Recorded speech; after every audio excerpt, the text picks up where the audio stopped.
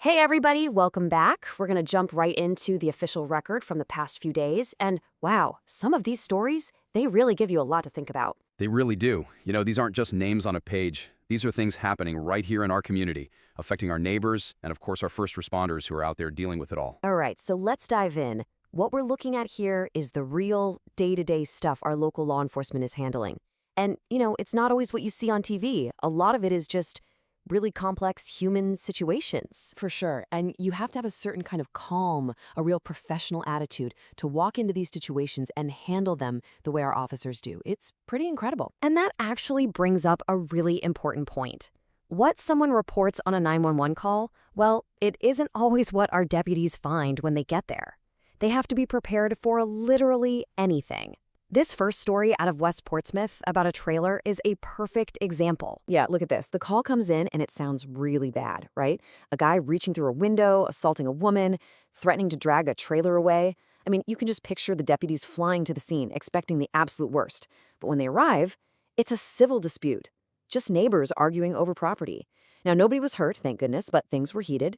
It could have gotten ugly fast. And that's where our deputies really shine. They stepped in, calmed everyone down, and just handled it.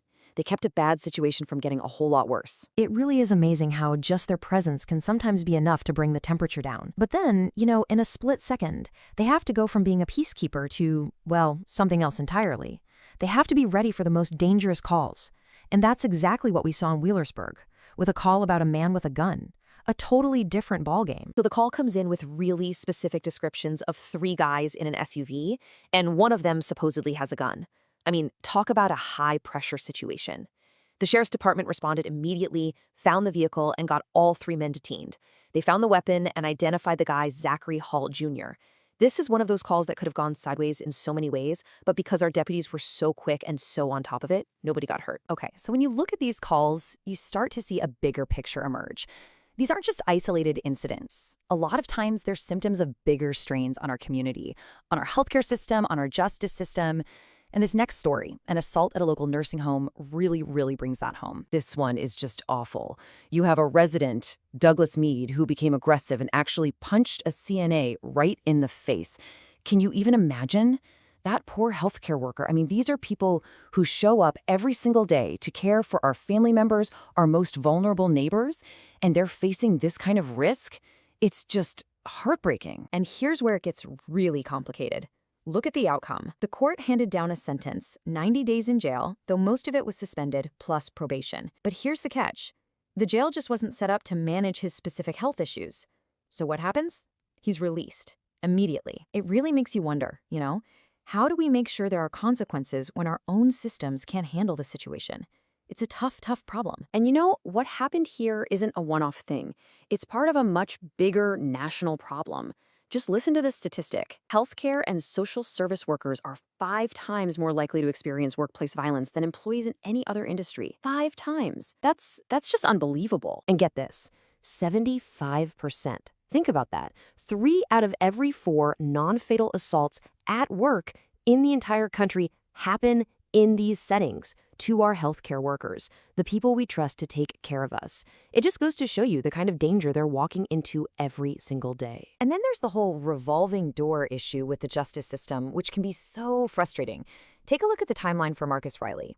He gets 3 years for a terrible crime, aggravated vehicular assault, child endangerment. But then he petitions for early release, says he's a model prisoner, he gets it. And what happens? A month later, literally just a month, he's booked right back into jail for violating his parole.